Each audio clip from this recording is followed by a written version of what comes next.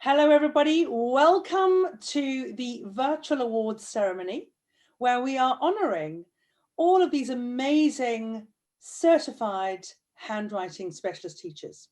And with us here today is Fiona Cowan. Now, she is a head teacher that I've had the pleasure of working with on quite a few projects, and she doesn't realise it, but she's going to be working on quite a few more. But how we met was through handwriting. So I'm going to give the floor over to Fiona, and she's going to tell us, and I hope she tells the truth, about what happened when I visited Bolsover Infants and Nursery all those years ago.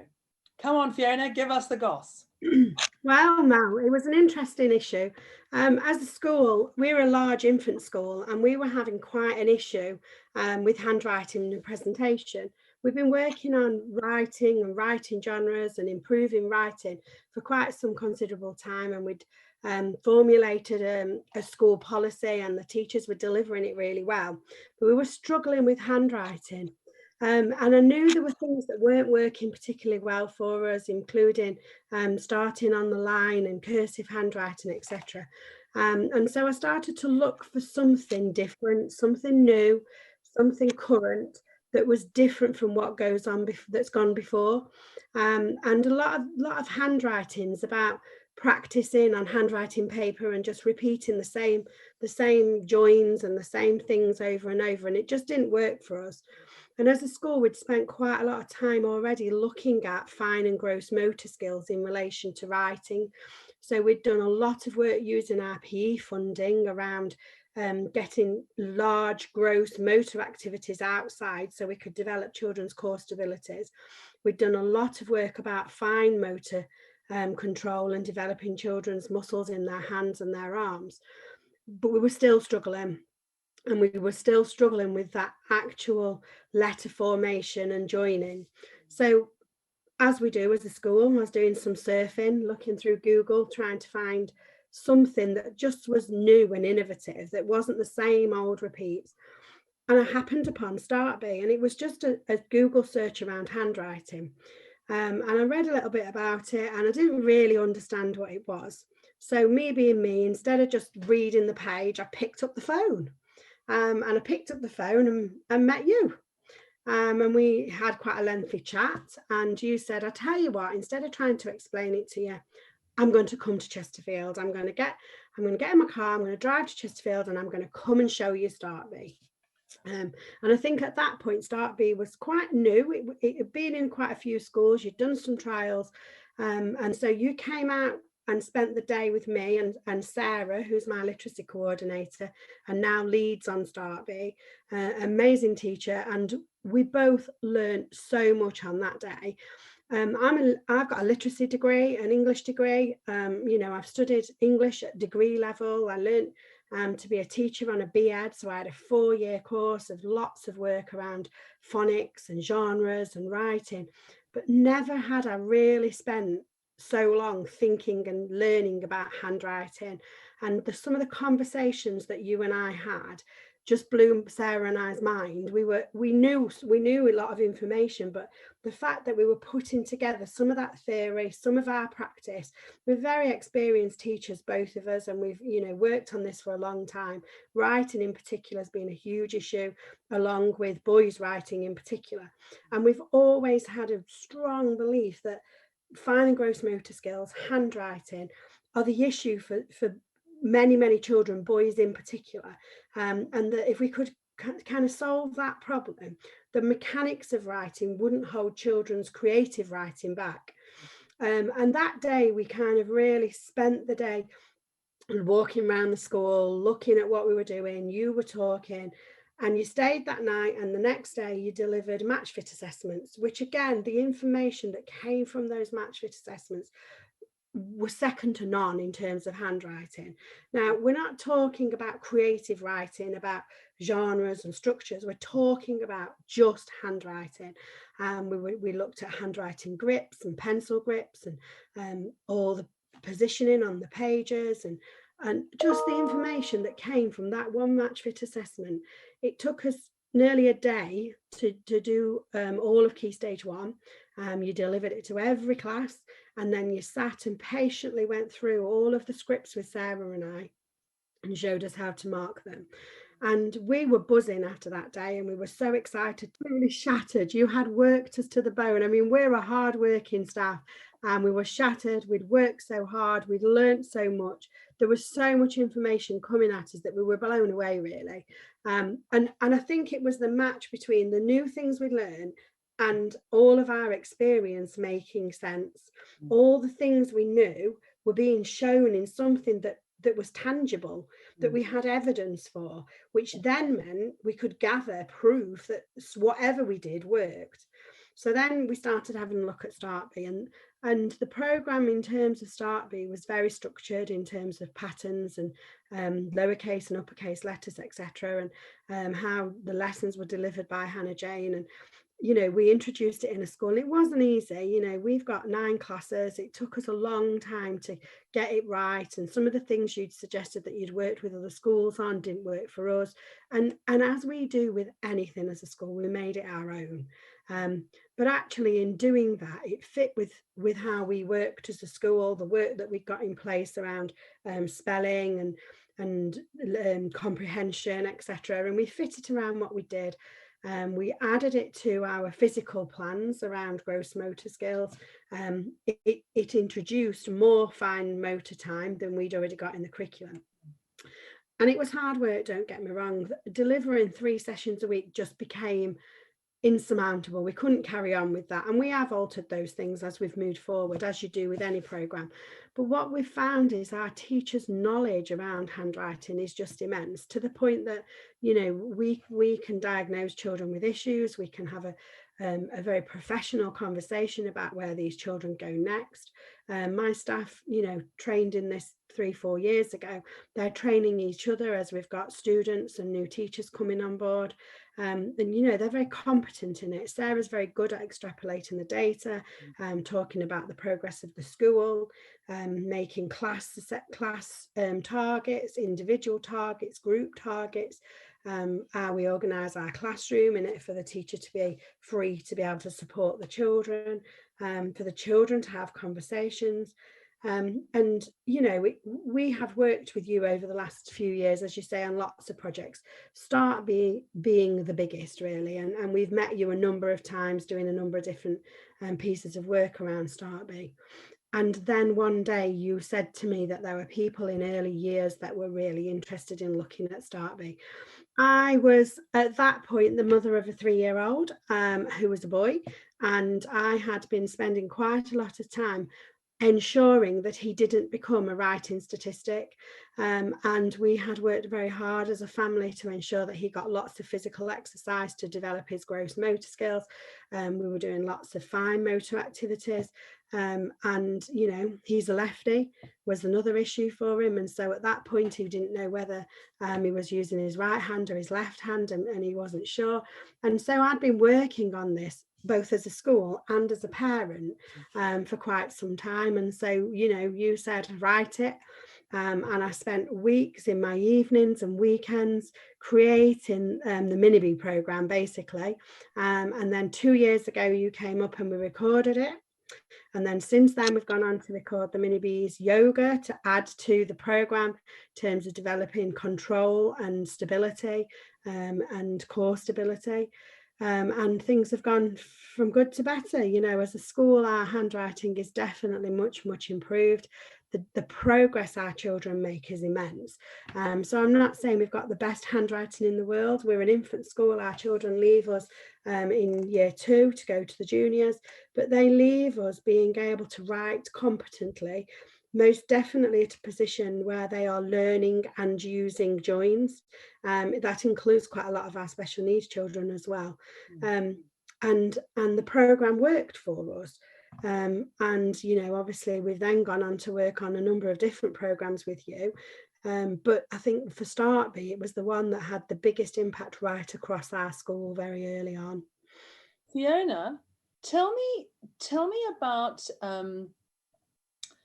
the lost learning. A lot of schools, remember we were working when we had the first lockdown in March of 2020, and in the summer I thought, hang on, let's put together the Recovery Curriculum Virtual Summit.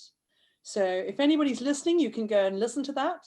That is all a podcast, and it was supposed to just be a one-off summit, and it's now it's continued. We're getting speakers contacting us saying, oh, we've had a listen to this and we'd like to speak. So if you are interested, we have the Recovery Curriculum Virtual Summit. Remember, we were talking back then about lost learning, and we were looking at all the statistics and what we thought were going to be problems.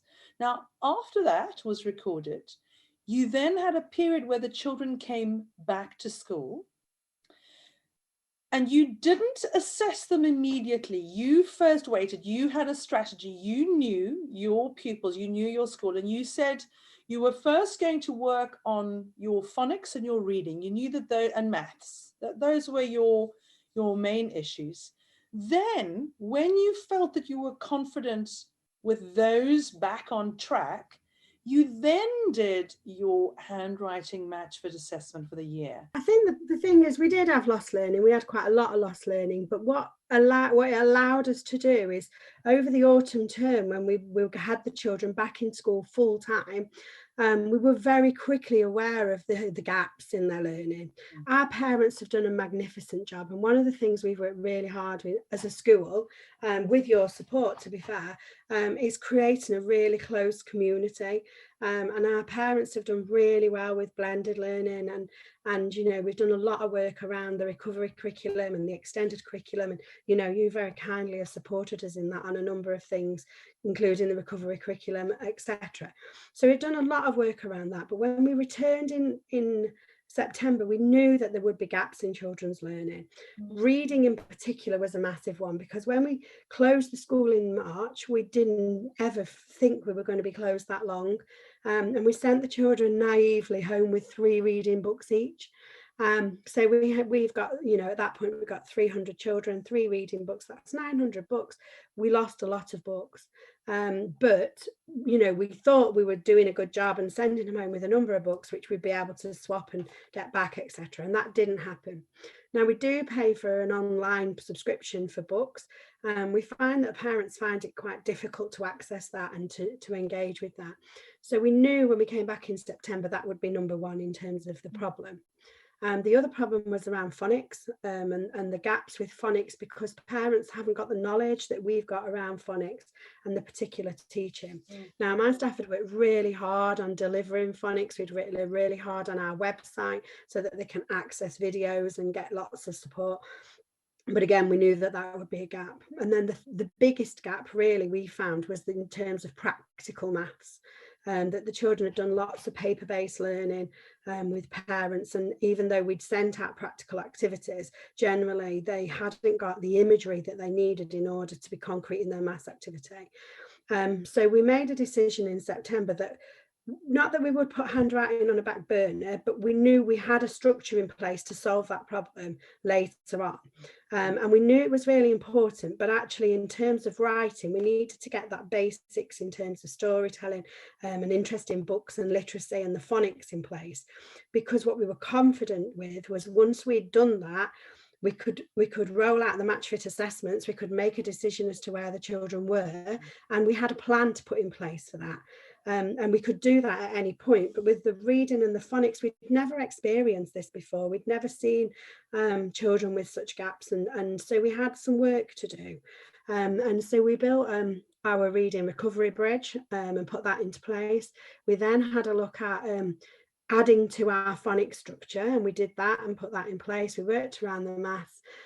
We settled children, and we did a lot of work around social and emotional development and well-being, and we worked with you on the virtual summit, and my little friend in the corner, our Better Bear programme, and we created a recovery plan which we call Raising Hope, and the final jigsaw piece was in autumn 2, when we then took all of that knowledge and then did the match fit assessment.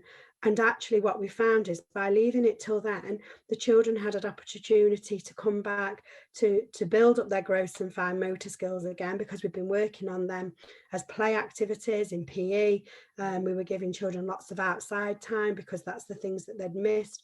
In terms of the great losses that the children had experienced, they needed to be outside and be physical. And that plays right into the strengths of the Start B programme. So they'd had lots of opportunity to develop their core stability and their gross and fine motor skills over the autumn term. And obviously, because we'd had such a beautiful spring and summer, they'd been outside a lot. So these children came back quite physically strong. And then the teachers started introducing some very basic handwriting and have now completed the match fit assessments and spent their time marking them. And although there are some children who have got some gaps, and we'll put some catch-up programs in place, again, the things that we've already got as part of Startby, we now have a strategy across the school for handwriting, and it wasn't a big deal because it was something we already could do, because my staff are all well trained, they all know how to deliver the match fit. Hannah Jane beautifully stands on the screen and shares how to do it with them, and the teachers have the knowledge to deliver the training. So, you know, it works really well for us, but it allowed us to focus on the things our children really needed, because we knew we could just roll that out when we were ready and put it into place. And so it wasn't about handwriting not being important to us, it was greatly important, but we knew that it was a piece of the jigsaw that once all the pieces slotted into place, our children would catch up. And they have caught up. Now, obviously that was at Christmas, we're now back into lockdown again. This time we've done it very, very differently. We are trying to give working parents a real support. One of the feedback that we got from our parents was that actually homeschooling is really difficult when you've got a number of children all needing devices, all trying to ask different things from you, especially if you're then working at home. And I understand that. My 3-year-old's now a 7-year-old. He goes to my school. I've been home learning all week because we're in quarantine for the last 10 days. So I've literally been running my school from my study whilst homeschooling. So I kind of know how the parents feel. But what we've done this time is we've learned from what we did. We're delivering things through video. Our parents didn't want live teaching because what they said is we're then stuck to a timetable, though the children have got to be at somewhere at some time. So we're delivering videos. Our junior school are delivering live teaching, and our secondary is doing a mix of both, so that there will be some downtimes where they can share devices, because unfortunately the government haven't given a Key Stage 1 and early years children devices, only from year 3 and above. So none of our families have been given additional devices. We've had to fund that for ourselves in school. But what we have added in there is ensuring that the things we know about writing and handwriting in particular are all added into that programme. So our children, although they're not getting a full Start B session at the moment, what they are getting is the learning from coming from handwriting. So in our teacher videos, you can hear the teacher introducing the writing lesson. Please sit up straight, feet on the floor, supportive hand on the table. How are you holding your pencil properly? All of the things that Hannah Jane talks about, we're delivering all of that because it's all part of my staff's teaching. It is, every lesson is delivered like that, and the parents are getting to see what happens every day in our classrooms. And so it's been a really interesting time with the blended learning, but certainly handwriting has been a big part of that, particularly this term. I want to ask you a question. I wanted you to talk to us about something that one of the head teachers spoke about, was about preschool.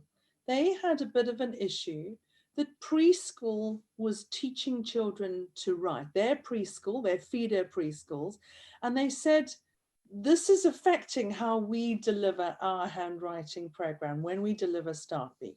Can you extrapolate on that? Can you give us some from your personal view on how that should work, and does it affect when children go into early years? What's that all about? I mean, as a school, we have noticed some of the same things as they were talking about, you know, children coming in using capital letters in their name, writing their whole name in full capitals. But it's about creating sort of an ethos, a community vision around what's expected with writing. And so, you know, we work really closely with our preschools. We have conversations with them about what we would expect. In Derbyshire, we have the 10 keys to school readiness. And none of them talk about handwriting. However, what they don't, because it's not important at that point. What's important is children have all the basic skills in order to be able to write. So we're not asking children to be able to pick up a pencil, write their name, create a sentence, get all the letters in the right formation. That's not what we want. But what we want our children to do is have opportunity to do fine and gross motor activities, to get outside, to be physical, to ride a bike, to balance on a beam. All of those things will create children with the control over their bodies to pick up a pencil and write. And for us, it's always about I can attitude, not an I can't. And so we always put out pencils, crayons, colouring books, paper.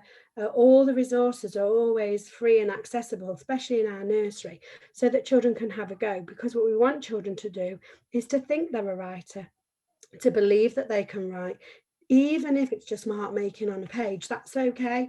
You know, I've been a reception teacher for 20 plus years. I haven't taught in a while in terms of day to day, but I am an early years teacher through and through. One of my friends is a year 6 teacher, and she always used to say, you know, it's easy in reception, those children just scribble on the page. But that scribble is really, really important, because it creates an attitude of a child that I can do it, I can write, I can do these things. And if you've got a child with a body that can do the things that they need to do in order to write, and an attitude that they can do it by themselves, when you do come to teach, you do teach them much quicker.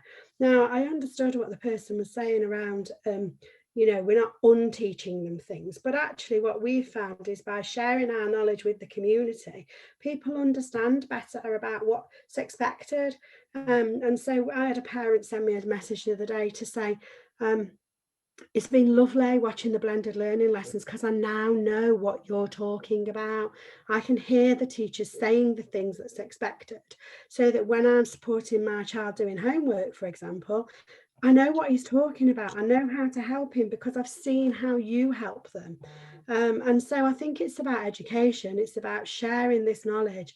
And, you know, the training and the match fit assessments that surround Startby are vital, really, for teachers to have that knowledge, because I think it gives them a really good understanding and a really good basics, so that even if their children aren't age appropriate to be delivering Startby, the teachers have the knowledge of where they're going. So when you know what the best looks like, you can then work through to that. So, you know, I remember years and years ago, a little girl in my class who had the most superb speech and language, and her ability to explain, as she was so articulate at such a very young age. And it showed me what I should expect from children. It gave me an example to work towards of how she used language. And it's the same with handwriting. If you know how to get to the point where a child can have a beautiful joined handwriting script, then you can unpick it. And that unpicking starts at the very beginning, you know, from a baby lying, having tummy time, developing those muscles, right through to a child being able to form all the letters and begin to learn joining up. Joining is something that needs to be taught. It's not something that you can just do. But children do copy letters, they copy words from books, they copy handwriting from parents. And that's something that will probably just happen naturally for some children. But they do learn the wrong formations of letters. They do start in the wrong place. And the special thing about Startby is it reteaches all of those things over and over and over again. It's a consistent message. And so if we get it right from the start, we teach children right at the very beginning, from the mini bees assessments. When I remember creating all those assessments, and you were like, all these things for parents, but actually if parents know and are supported in doing all of those things, they have the ability to be able to support the school and create this triangle of parent, school and child to enable things to develop. And what you then create is an enabling environment, and actually that's what we want for every child, is an environment that enables them to make a development, whether that be handwriting, sport, maths. You need to be creating an enabling environment.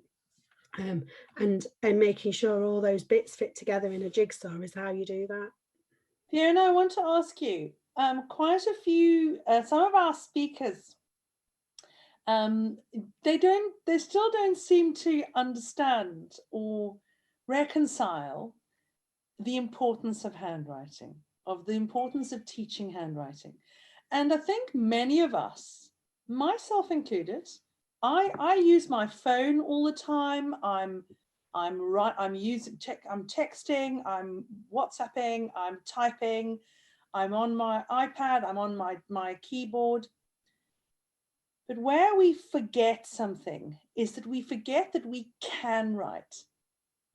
And it's a skill, it's a life skill that once we learn it, that muscle memory is there and we can write. What is the importance? Why is it still important to teach a child to write by hand, even in this digital age? I think there needs to be a blend. Absolutely, a blend of both. And you just said it, in this digital age, why would we need to write?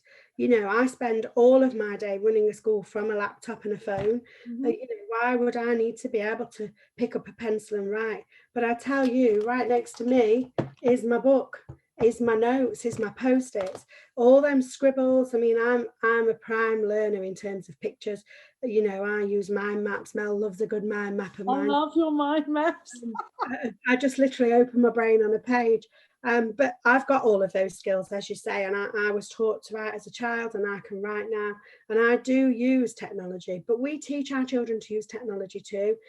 So 2 days, it must have been last week, one of my son's jobs was to tell his story in a video. So he'd drawn a story in pictures. He recorded himself telling the story verbally, so he could then practice and listen to the story on a recording of himself. He then sat and was able to concentrate on his handwriting and his letter formation and his punctuation in order to get it down on paper. So we teach our children that actually verbally rehearsing is as important as recording, as writing down on the page, whether recordings, you know, verbally on a video or on a page. That rehearsals is important. And it's the same with writing, that rehearsing things and practicing things, it moves things from your short-term memory into your long-term memory. So what we know as professionals around memory is that the routine is really important. Systems, routine and structure make a difference to our memory, and experiences. And with Startby, you get both of those things, because you get the routine of the lessons that are delivered the same every time, with the same messages consistently from Hannah Jane and from the teacher. And so when we say to children in our school, you know, is that how Hannah Jane would like you to sit? Children very clearly know that they need to tuck their chair in, put their feet on the floor, hand on the table, get the right pencil grip, pinch the pencil. We don't have to repeat all of those things because it's routinely delivered as part of the lesson. And we know that that makes a difference to our memory, and it moves things from a short-term memory into a long-term memory. As does the experience of writing. So picking up a pencil, it makes a blueprint in your brain. As you said before, your muscles have got muscle memory, and they know how to hold the pencil. And, you know, we've all been writing for a very long time. I'm, you know, in my 40s, and I've been writing since I probably was 5. You know, we're going on near around 40 years, and I've always been able to write. And so I just do it as a matter of course. Can't say my notes are always the neatest, but, you know, I love a good dotted notebook, and I love pictures, and I love creating pages with lists, and because I can do those things, and those are things that help me remember. And so for me, I use writing a lot, but it's part of, you know, my career and my job. But actually for children, it's as important to teach them to write as it is to use a computer, use the telephone. you know, nowadays we don't have to teach children how to use iPads and telephones. They come already being able to do it. That isn't the issue for us anymore. Children are highly competent to the point that actually it's stunting their emotional development because they've got no way of regulating themselves and their emotions.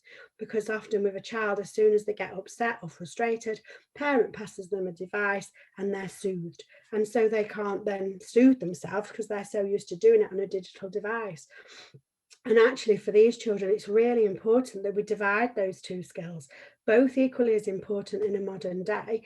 But if we don't teach children to write and to be creative and to have that creative ability to pick up a pen and let the stories flow, let the information flow, you know, these children are never going to have that skill because in day-to-day life, often it's easier to pick up a phone. But you notice that all the digital computers or the devices now are all moving to having pens that you can write on the screen, turns it into type. It still comes back to the fact that people still want to write and still have a need to write. You know, I know that people use their telephones to make shopping lists and to leave themselves messages, but we also pick up a post-it note. You know, we leave messages, we make lists. We don't write letters so much anymore, you know, handwritten, but we should be, because one, it's part of our mental health and well-being to connect with other people, to show that we care, that we took the time and the effort to write a letter, and it does show those things. If you received a handwritten letter from a friend or a family member, it really would show they care because they've taken the time, they've presented it neater. And yeah, it's nice to get an email, but it really does mean something different when you get that handwritten response. And so, yeah, there's lots of reasons why I think handwriting still has a place. In fact, I think it has a bigger place in early years in a Key Stage 1 school, because that's when the very basics are set. I understand as children move into Key Stage 2, you know, the balance is swayed. But for us, you know, the very basics of starting school and those basic learning skills are around reading, spelling, handwriting, and basic number systems. And you know, our curriculum is written around all of those things. Fiona, can you tell me when you have seen those children that are what we would call with the assessment, those children that require an intervention? And then sometimes we work with them on that intervention for a year, and then we do the assessment again. And then at the end of that year, when we have that follow on, if we still see that child requiring an intervention, we then have the ability we've got that evidence, and we know now that if we don't helicopter everything in, it's like the SAS, you know, you've got little stick men coming out of helicopters. If we don't throw the kitchen sink to ensure that that child really gets all of our attention, to get them writing, to find out how, what happens to those children that are not getting that, where we've seen in those schools where they have not got those trained staff, not like you have, all of your staff, you know, both you and Sarah are certified handwriting specialist teachers. What happens in those schools where the teachers don't have that training and they can't assess for those interventions and those follow-ons? What happens to those children? I think what we find is that those children are the very children who can create a story. They've got all the ideas, they know how to build up a story, they have the language to be able to do it, often, not always, particularly in the special needs sort of area. But it's when it comes down to the physical act of writing that impacts on children's behaviours. So it's quite interesting. We're just writing a behaviour policy at the moment, or rewriting our behaviour policy, to be around relationship-led behaviour policy. And we've been looking at children who struggle to make correct choices in school, etc. And you know, there's a number of reasons for that. Some children have quite a lot of trauma and have issues around attachment, etc. Some children have special needs around ASD and you know, physical development and things. But quite often the children you're talking about are in a position where it's not about having a special need in terms of writing, but the fact is they don't think they can. And so they then become very vulnerable. And the very fact of writing your ideas down on a page is it's very open, isn't it? It's putting your heart out there and showing what you can do. And if you don't have the belief that you can do that, then at that point, the shame is about, children feeling very vulnerable at the point of writing. And quite often, these are the children that we've not supported very well. We've not built their fine and gross motor skills up. We haven't given them the knowledge to recorrect their pencil grips, to be able to write at length for the expected levels for Key Stage 2, etc. And those are the children who just refuse to write. So quite often when we talk to people about children in Key Stage 2 having poor behaviour, generally the conversation starts around, oh, they hate writing, it's the lesson, they're fine in maths, they do all right in maths, but when we get to writing, they just hate it. And quite often it isn't about them hating the subject or hating the content or even hating the genres. It's the physical act of writing. Now, I'm talking about boys generally, because often it is those boys that haven't created the muscle memory in order for them to write. And so then they have issues with pain, like physical pain. So they write, and when they write at length, it hurts. And so their muscle memory is, as I do this, it really hurts and I don't want to do it. Or, like I said earlier, the shame of not being able to do it, or feeling like they're not able to do it. And so that often leads to behaviour issues. And so, what we found is with Start B being the same programme redelivered in a number of different ways, whether it be basic Start B package for starters, then some intervention and catch up, and then a special needs programme. It gives children 3 or 4 chances in order to learn the same thing. And because Start B develops in terms of age, Hannah Jane ages with the programmes, the systems age, so that they're not just writing on light boxes in terms of their neuro pathways, but they move to books and paper, etc. It has the routine common ground, but it's delivered slightly differently, so the children can repeat that learning without feeling like they're just doing it again. And you would hope that by doing that, children start to get the attitude, as we talked about earlier with the early years children, about I can do it, I can do this, it is possible. And building that relationship obviously is really important. And that's why, when we talked about that well-being recovery curriculum, it was so important for us in the summer term when we returned to full opening, and when we to partial opening, and we transitioned in September to full opening, that well-being structure and being a very attachment-aware and trauma-led school and building proper relationships was just as important as the academic of reading, phonics and handwriting. And you've got to get those two in balance, and that's really difficult because poor staff are already pulling their hair out. They're delivering 2 different ways of teaching. My teachers are in the classroom in the day teaching to their children. They're making videos. They've all become stenographers, sitting at Zooms, talking to themselves in darkened rooms, because they're delivering a school in a way that they have never delivered a school before.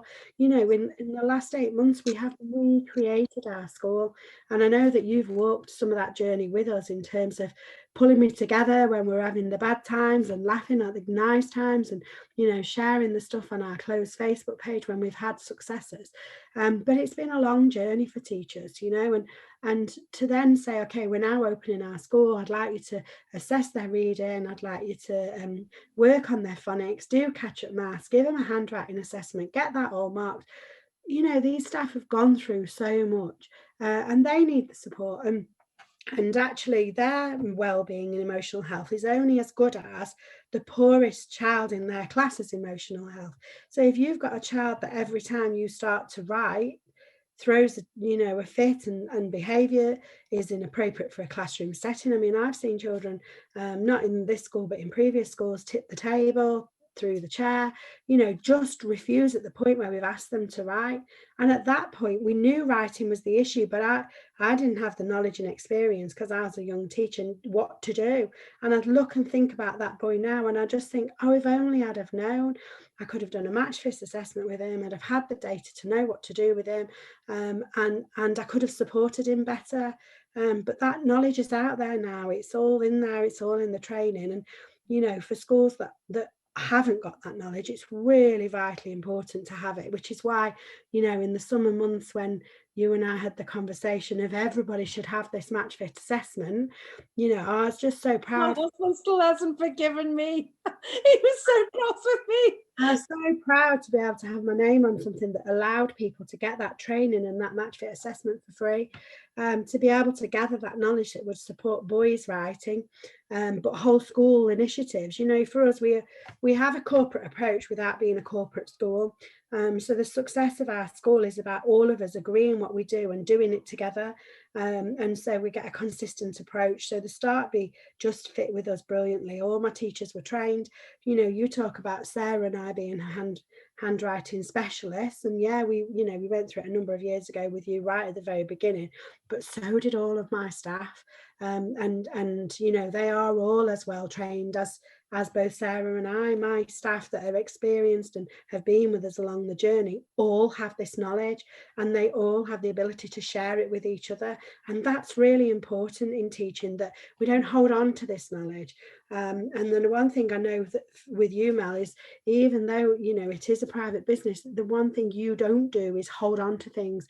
You share and you give, and you share that with people. My husband doesn't. At your own financial discrepancy, I know that. But to be able to, you know, have emails from teachers saying what's going off here. Head teachers were ringing me day in, day out. Why are you giving this away for free? What's the catch? What does she want? Why is she giving us this? Actually, it's just a gift because we know how bad things have been, and this will just help you in dealing with your recovery. People don't do that. That doesn't Lots happen. of emails. Remember? We need to tell everybody though, Fiona, because what happened was, let's tell them the truth. We filled in an 83-page form for the Department for Education, and we said, we're going to give you this assessment training for handwriting for lost learning to help every school in the UK, and we're going to give it for free. And we filled in this form. It was quite a form. And they came back a few days later and said, no, thank you. So We gave them anyway. I phoned you up and I said, hey, Fiona, there's going to be an email going out as if it's you. And you said, no, Mel, no, you're not going to do that. No.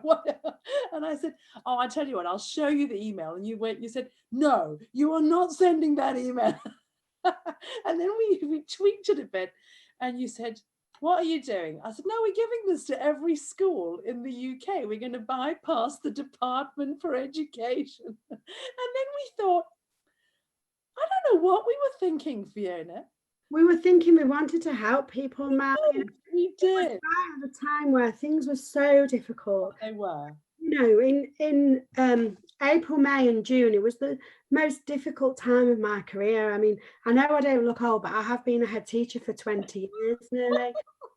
And in those 20 years, I have never experienced anything as hard as what we've just been through. And I'm not saying it's easy now, but I feel like as a school, we've had a chance to prepare for this. We had no chance in March. We didn't know what was coming. You know, as I said earlier, when we closed in March, we thought, oh, a couple of weeks and we'll be back at school. We had no idea what was to come, and nobody in the world did. But I guess when we came back in January and we went into lockdown overnight, we knew that was going to happen, and we had time in December and November to prepare for that. But in March and April, we had no time. Things were really difficult. They were changing on a daily basis. The government were sending things out day in, day out. We had 200 changes on the same document. Every day it was changing the same document, and it was really difficult. And I know that I had times where I sat and cried with you. I sat and cried with, Guardian newspaper reporters. It was really hard work, and I'm an experienced teacher. I'm an experienced head teacher with a lot of confidence, but things were really hard for us in schools, and I don't know if the general public know how hard they were. But actually, it was just a little ray of sunshine, along with a number of other projects that we undertook at that point. The cross-curricular ones, the Raising Hope, the Better Bear project, all of those things allowed us to find our rainbow in such a difficult time. Mm-hmm.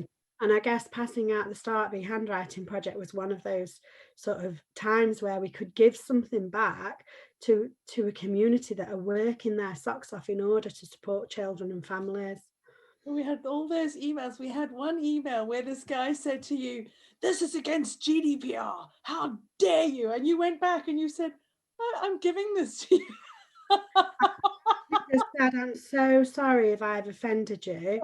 I really am upset that the thought that I've added to your pressures. However, we just wanted to give you something for free that may help you as you design and build your recovery curriculum.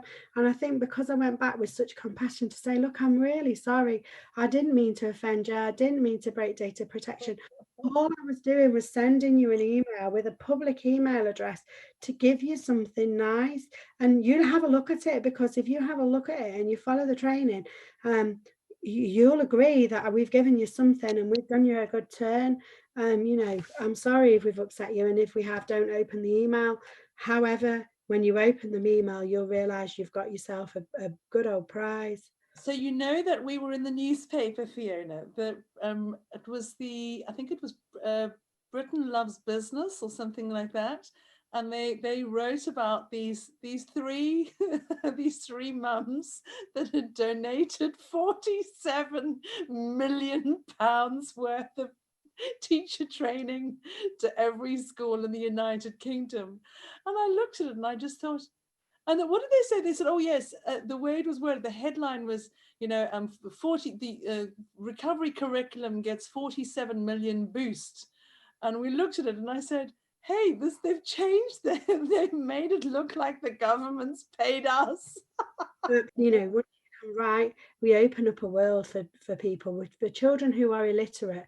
You know, the world is closed to them. If you cannot read and write, there is very little you can do in the world nowadays, unfortunately.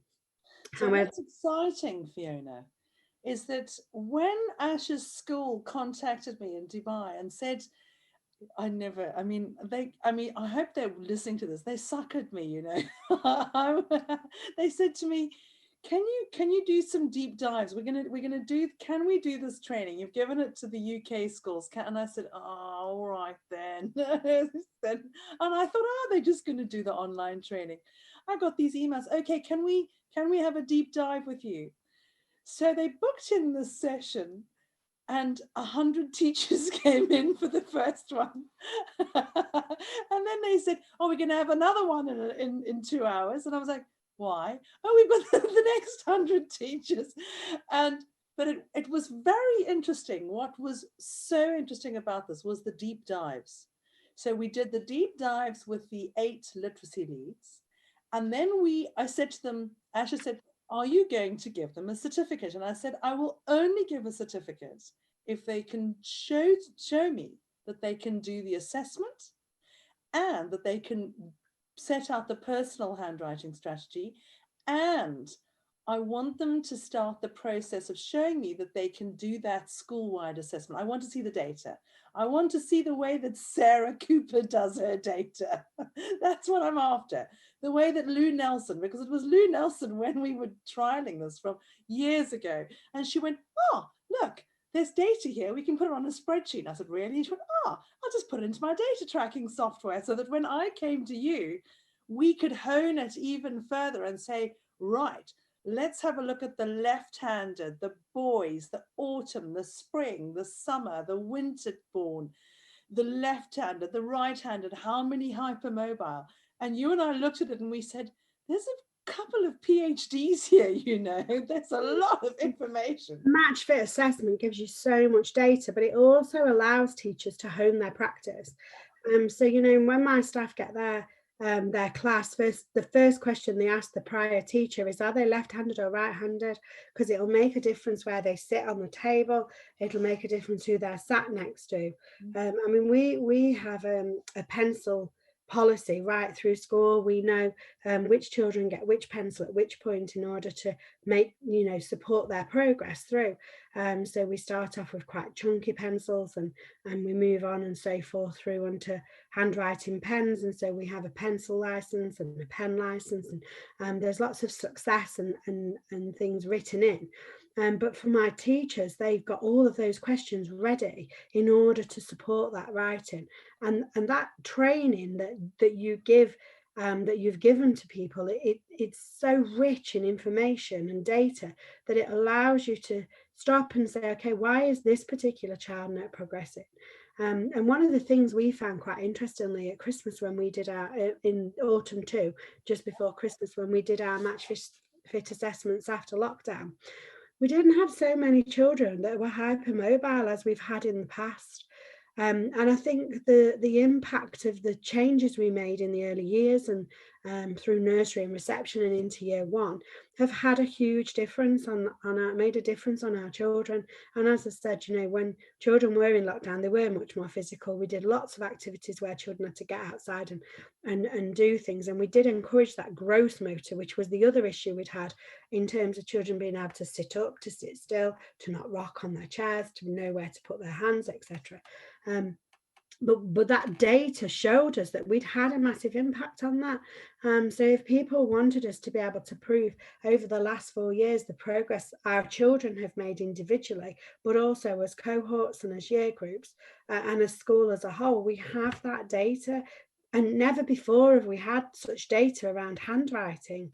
Handwriting was I hate to say it, but slightly insignificant subject until the last 5 years. It was something that happened, you know, where everybody got out their handwriting book and we had the pages with the line in the middle, where we'd all copy the sentence from the teacher and we would practice the letters, job done, put it away. But it's so much more than that. It's so much more complex. It's much more cross-curricular. And actually what we see in our data is that when we get it right, it makes a huge difference. And not only a huge difference to handwriting data, but to writing data generally. And, you know, everybody that is a teacher, particularly in Key Stage 1 and early years, will know that, you know, you teach a child to write, to read and to love reading and to love books, and you create a writer. But actually, there's no point having a creative writer if those children cannot have the mechanics to write. And the data that comes from the match fit allows you to improve children's abilities. It shows you've improved children's abilities, but you end up with a really competent writer at the end of it. So what we're going to be doing now that we've done all of this research and we've got all this evidence over the last few years, we are going to launch a master's degree in handwriting, in the history, the science and the psychology of handwriting. And then we would hope that many of these teachers go on to do the PhD with sharing. I think that if we can start looking at your data over the last 4 or 5 years, sharing Lou Nelson's and Beck's data and all these schools that have been doing these assessments and sharing with these teachers all over the world, there's no reason why we shouldn't have many, many doctors of handwriting to be able to take what we've started and to continue it. I think what concerned me was a few years ago when I started on this journey was that there was only one doctor of handwriting, and they didn't share. I'm not going to mention their name. They didn't share. It was very much a, you know, it's all about me and I'm not going to share my knowledge. It was like, here's my books. You know, these are no longer in print. Here's my books. Read these books. But there was a lot missing. And I think that when you don't share, when you don't do the research, and I never thought I would say that because I'm the one person that I just say, oh, who needs the research? That was me. Now I say we need the research. We need every university to be doing this research so that we can share it. It doesn't have to be about the universities. It's about all of the teachers in all of the classrooms sharing what they know. And I know that there's been changes made to your program from the feedback that we've given as a school. You know, I can see that feedback, and particularly in the delivery of the training and in the delivery of whole school rollout of StartBee. I know that the things we learned in the early days have had a huge impact on that. And so research doesn't have to be academic. It will always end up there in order to be published and to get out to the masses. But actually research is about what happens in your classroom day to day if you learn to be reflective. And I think as teachers, we are starting, there seems to be a much bigger push around action research in the classrooms, teachers reflecting on their own practice, and schools reflecting on their own practice. And actually, for those universities and those researchers out there, it's about them seeing what we're doing in the classroom and them coming to us and writing up what we do. I run a school every day. I've got a family. I need some well-being time in terms of being able to do things for myself and keep my work-life balance right. I'm not sure I have time to do a master's and a PhD, to be fair, Oh, come but on. I have enough information in my head to write 3 of them. But the point is that's where it starts, isn't it? In the classroom, with children and with the teachers getting it right. And the teachers can only get it right if we take this training to them and we share, as you've said, and that teachers don't feel like they're standing in their classrooms alone. And I think for us as a school, we're really lucky. We're a 3-form entry, early years and Key Stage 1 school. And so I've got a wealth of teachers all working in a similar area. So, I've got maybe 10 practitioners in Key Stage 1, all working on the same thing. Some schools, especially in Derbyshire, we've got quite a lot of small schools. We've got a huge percentage of primary schools. I think there's over 400 primary schools in Derbyshire, many of them quite small. Some teachers, there's only one teacher in a year group. In some schools, there's only one teacher in early years and Key Stage 1, and they've got 3 year groups in one class. And so some of these teachers feel very alone. And actually with StartBe, they don't need to, because there's a network of teachers out there all with the same knowledge, because they've all been trained the same, and they're able to share that practice. And so I was really eager as a school to share that practice across our cluster, and that went really well. All of our school clusters picked it up, and they all learned something from the training and delivery for handwriting. But across Derbyshire, we offered a tea and cake event when we were allowed to actually meet and visit each of the schools, where teachers came and they shared, their learning, but we also shared StartBe's learning with them, and actually that will have impacted on their assessments. And I know we've had hundreds of visitors to our school, from secondary schools, special schools, primary schools in the locality. We've had schools from local authorities come to visit us, to look at how StartBe works in our school. And I'm not saying, although StartBe is a system, I don't think you can just roll it out in every school exactly the same, because all schools are different. But about the schools engaging with the training, looking at the package and working out how they can take the principles of that package out into their school to enable all their teachers to have a consistent approach for handwriting to become routinely taught, so that, as we talked about earlier, it moves from their short-term memory to their long-term memory, and it becomes about their muscle memory, and that children, have that capability to be able to write, as for life. We were saying the other day that what we would like to do, so if there's anybody out there listening, what we'd like to do is build an open source, sort of almost like an e-library or a learner management system, or I'd like to have an open source learning and sharing portal just for handwriting.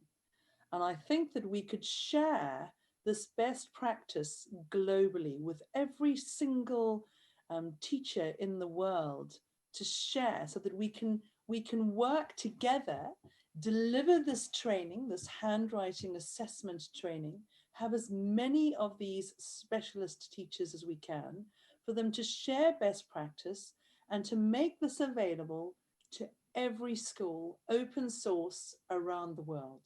Doesn't matter, primary, early years, preschool, secondary. We've had secondary schools already asking us if Hannah Jane can start, she's a teenager now, if she can film lessons for teenagers, top-ups for, because they don't obviously want to learn from Hannah Jane from when she was sort of 9 years old. I want to ask you something. Where to from here? What do you think? For me, I think what was missing was mini bees and mini yoga. I think that if we got mini bees into early years, into homes for parents to deliver that. If I'd had mini bees when Hannah Jane was very little, I don't think I would have created Start Bee Handwriting. I don't think I would have needed to, because she would have been fully prepared with those fine and gross motor skills and crossing the midline and that core stamina. So if we'd have had mini bees and if we'd have had mini yoga, I think she would have hit the ground running. And I think that's what we were seeing. Don't you think that when we were looking at all of those assessments, it's the one thing that we've seen globally. It doesn't matter whether they are private independent schools, whether they are in leafy suburbs, or they're in downtown Karachi, or they're in Essex, or in East London, or Derbyshire. It's always the same, Fiona. It's always that one thing that is our red flag, is that fine and gross motor skills. Always. I think so. I think if people get that right from the start, it does make a huge difference, and it doesn't stop children having issues with handwriting. My son's a prime example of that. He had huge experience around fine and gross motor skills. As I say, he was a left-handed child, developed that over sort of around 3 or 4. He was definitely preferring his left hand, and so then everything became quite difficult because he couldn't copy the teacher because she was doing it the wrong way, and he couldn't work out where to put his book. And we're both right-handed, and so we had to really work on that. And so we had a period in time where his handwriting wasn't great and it wasn't legible and readable, but he was working on it and he was getting the lessons in the background.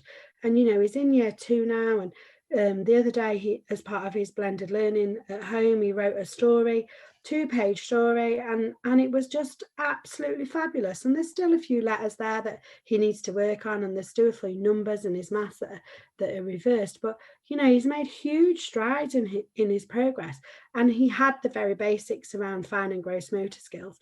I think where we need to go next is around stamina and resilience. And I think we see it a lot in children now, is they haven't got that resilience, as I said earlier, around some emotional regulation. It's the same thing. It's that stickability, that ability to be resilient when you don't know what to do. What do you do? And how do you keep at it when things get hard? Because I think children now are quite easy just to give up. And although that it is a huge thing in terms of handwriting, because it's that stamina to be able to keep going and to keep creating, it impacts on everything right across the curriculum. And I've started looking at the research around resilience and stamina, and there's a lot out there about creating the right attitude, and you've heard me talk about some of that today, but I don't think it's always about a sort of I can attitude, but it's actually about I want to do this, I need to do this, it's something I need to do for me and for my future. But that ability just to keep going, and even when things are tough, to keep on trying. And I think there's a big place for that, but also the physical stamina. When you're looking at writing PhDs and doctorates, and even in the exam system nowadays, it's interesting when you look at the research around doctors' handwriting, isn't it? And how poor most doctors' handwriting is. But it's that stamina to be able to write, which is really important. And I think it matches with that issues around learning behaviours, around resilience and competence and sticking at things.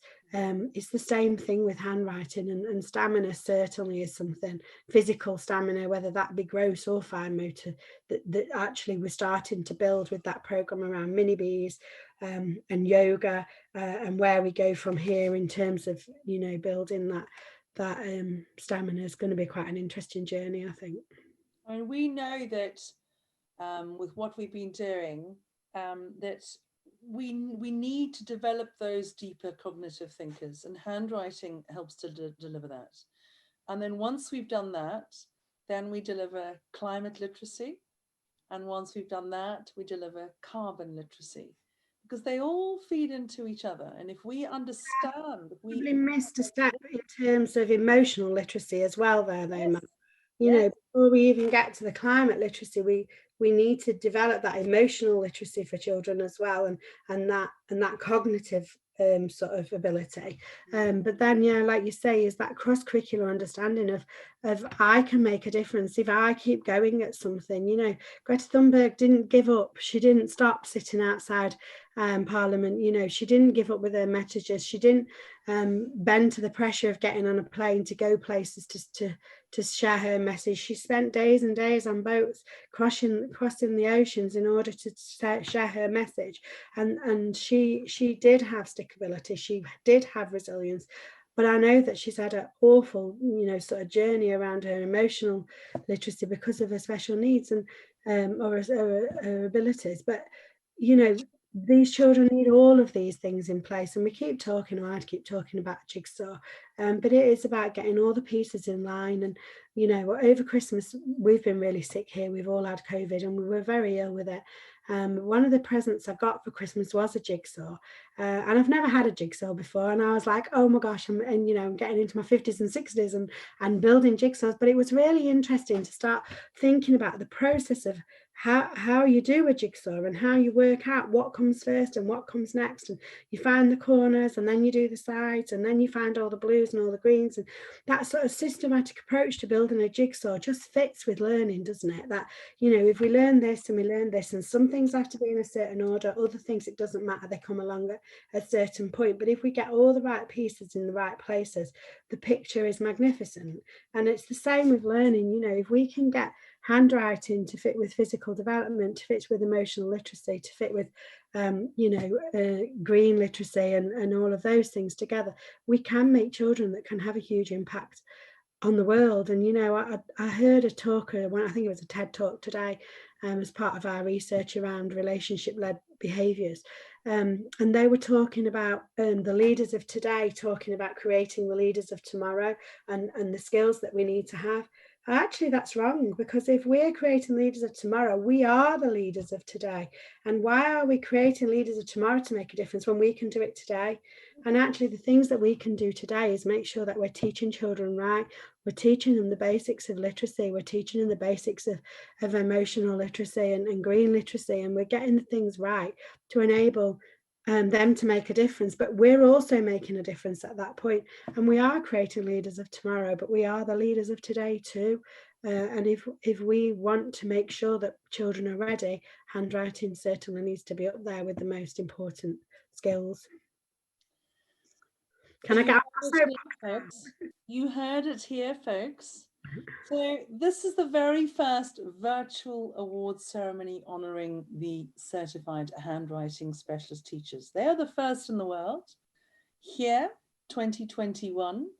And we would like to ensure, so if there's anybody listening, come get in touch with us. Get in touch with us, info@harwoodeducation.com.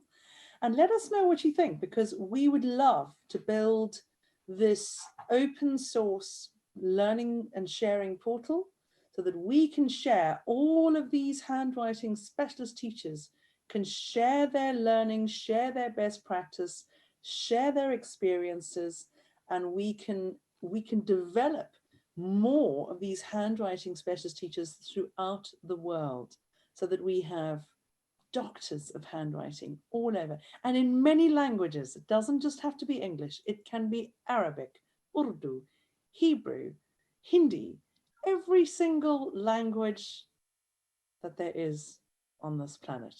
Thank you very much to Fiona Khan, and we're going to close our virtual awards ceremony with this talk.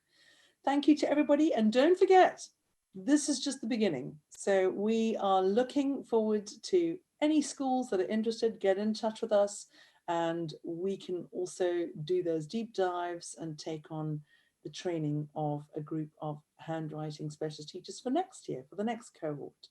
But there will be other talks. I'm quite sure that Fiona and I can talk for another 2 hours on mini Bs, fine and gross motor skills. We can speak for another 2 hours on yoga, core stamina, and crossing the midline, and talk for hours on successful scissors, and talk for hours on better bears. We'll be back. We'll be back. But thank you all for putting up with us today. And if you are listening to this on the podcast, share this. Share this with as many teachers, as many head teachers and friends and family. Handwriting is important. It is being taught well. And when you have a school that gets it right, boy, do they get it right. It makes a huge positive impact on that child's learning, on their outcomes and their confidence. Thank you, Fiona. Thank you, everybody. And we will see you all on the other side.